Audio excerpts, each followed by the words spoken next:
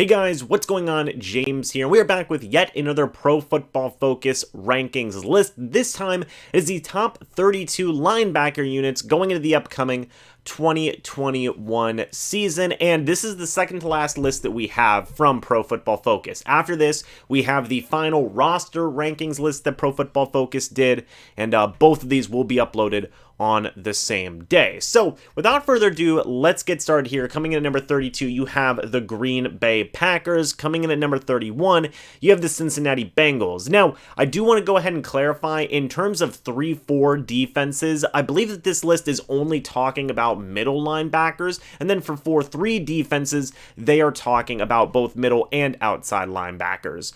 Because of edge rusher list that we did earlier on in the channel, for 3-4 defenses, they included outside linebackers in a 3-4 defense. So, again, to clarify, 4-3 defenses, you're counting the middle linebacker and the outside linebackers. 3-4 defenses, you're only counting the middle linebackers in this list in particular. So anyway, Green Bay Packers at number 32, Cincinnati Bengals at number 1, Los Angeles Rams at number 30. They did let Corey Littleton walk. That was a huge decision on their part, but the defense still has been pretty darn good despite having a very low ranking here on the linebacker unit ranking. Philadelphia Eagles coming in at number 29.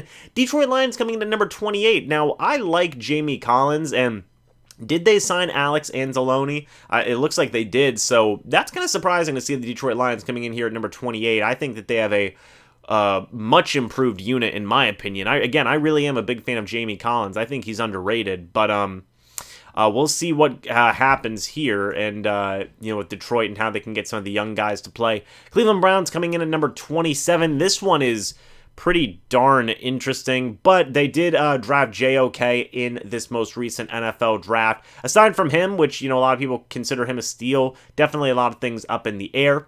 Number 26, you have the Miami Dolphins. Jerome Baker's very good, in my opinion, and I like Bernardrick McKinney as well, so these guys could definitely move up the list. Number 25, you have the New York Jets. CJ Mosley coming back after missing the entirety of the 2020 season. That's going to be interesting to see. Gerard Davis, I think, is also a very, underrated signing, so the Jets are another team we could see move up in this list. The Washington football team coming in at number 24. I think that one makes a little bit of sense, but I honestly would probably put the Jets above them.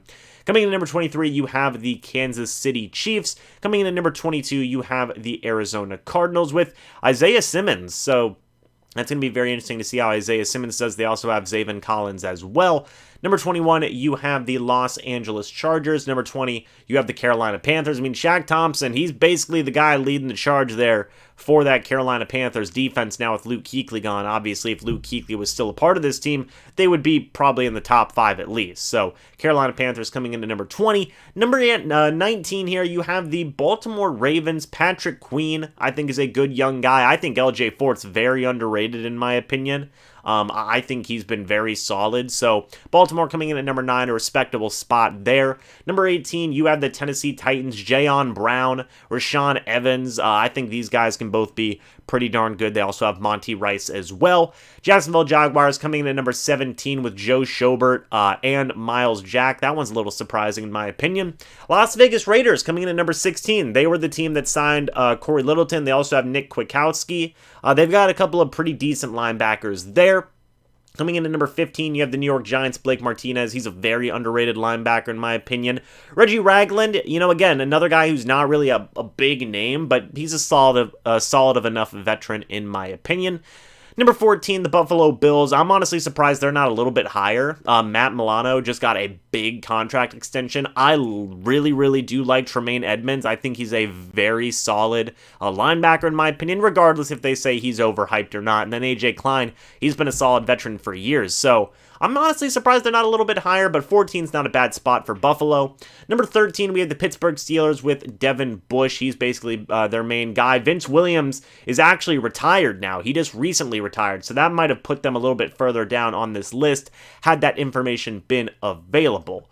Coming in at number 12, we have the Atlanta Falcons. Deion Jones is a beast. We all know this, but they've also got some pretty good outside linebackers. And Oluokun and Walker as well. So overall, the Falcons, that's probably their strongest unit on their entire defense is their linebacking core, besides maybe, if you want to make an argument for, say, their interior D-line. I mean, their linebacker core is really what's keeping that defense alive. Like, we've seen it. When the Falcons suffer injuries specifically to their linebacker core, they just completely fall apart. So, yeah, I guess it does make sense for the Falcons to be up here at number 12. I mean, Deion Jones is just a beast, and they have some very underrated guys a part of that unit as well. Number 11, you have the Chicago Bears, Roquan Smith. He's phenomenal. Danny Trevathan, in my opinion, is still a very solid veteran. Yeah, Bears coming in at number 11 is not bad. Number 10, you have the New Orleans Saints. You have Demario Davis, who has been just really darn frustrating to play against. I mean, it's completely understandable why he's one of the better guys in the league. He always reminds me of, like, whenever playing Drew Brees or Julio Jones, Luke Kuechly, Greg Olsen. He's one of those division rival players that you just hate to, see the Buccaneers play against because he's really good. You also have Pete Werner here as well. I don't believe, they lost Alex Anzalone to the Lions, so they did lose a couple of guys, much like what they've been doing with the entirety of their team in terms of having to let guys go for salary cap restrictions and whatnot, but the Saints coming in at 10, you feel like Demario Davis is really carrying that group. Number 9, you have the Minnesota Vikings. I feel like they should be a little bit higher. Eric Kendricks is there, Anthony Barr, Nick Vigil. That's some good linebackers, man. Eric Kendricks is one of the better linebackers in the entire league, and I think Anthony Barr is a beast in his own right. So, honestly, I think the Vikings should probably be a top 5. Number 8, you have the Houston Texans, which is pretty darn surprising given, Houston's just overall lack of talent in a lot of these lists, or, their low rankings in a lot of these lists. But, hey, Texans got good linebackers. Zach Cunningham's a beast. Kristen Kirksey's coming over from Cleveland. And then Gruger Hill is a pretty good guy as well. Kevin Pierre-Louis is very underrated. Coming from Chicago, I think he's a beast. So, yeah, they have some pretty good, really underrated linebackers. This is probably the biggest strength Houston has by far on their entire team is their linebacking core. Coming in at number 7, you have the New England Patriots. They've always had some very, very solid linebackers. Donta Hightower's coming back. That should help them out immensely. Number 6, you have the Dallas Cowboys. Jalen Smith, Leighton Vander Esch are just really darn good. I'm honestly surprised the Cowboys aren't a little bit higher. Micah Parsons is there as well, first-round draft pick, which has honestly led people to believe that they're going to trade Leighton Vander Esch or Jalen Smith. We'll see what happens with that. But, Cowboys, they have a really, really stacked group. I'm honestly surprised they're not higher. Number 5, you have the Indianapolis Colts. Bobby Okereke and Darius Leonard are both very solid young linebackers. That's a good group under any circumstances, and they're going to be good for a while. Darius Leonard's about to get an insane extension. I know Fred Warner just got a huge contract extension, and Darius Leonard is about to get one as well. That's going to eclipse that. So, yeah, Colts are going to be in a good spot for a long time, I think, defensively, and, with guys like Darius Leonard and Bobby Okereke being the main catalyst for that.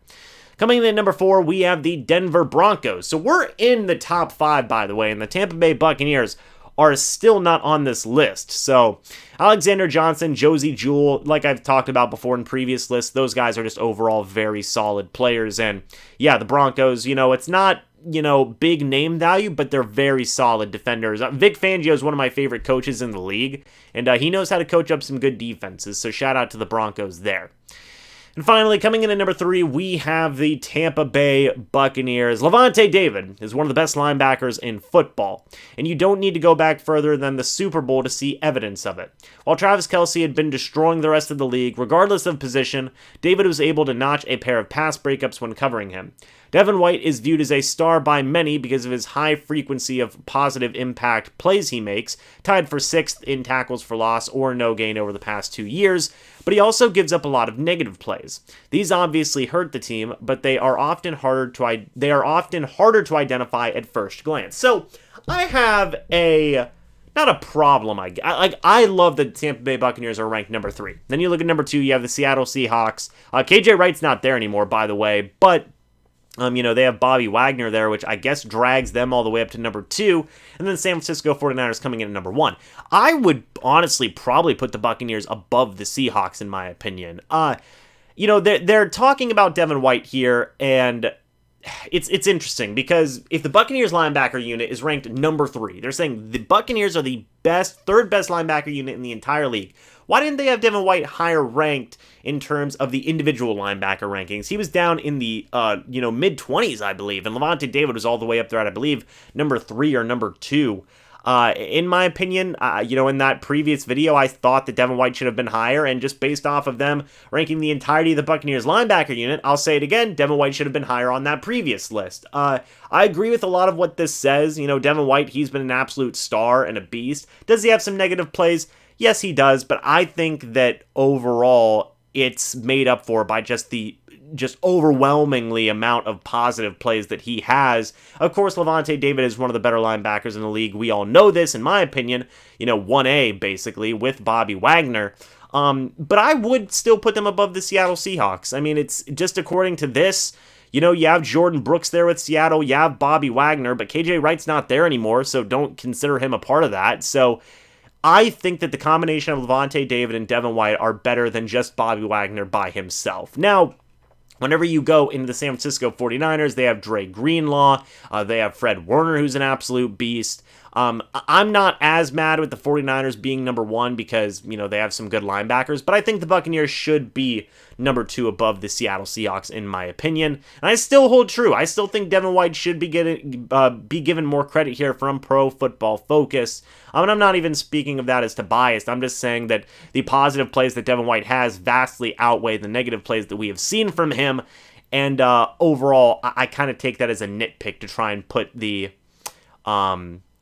just to try and put some stuff down. I take that as nitpicking, and, you don't really see that in regards to an analysis on other things.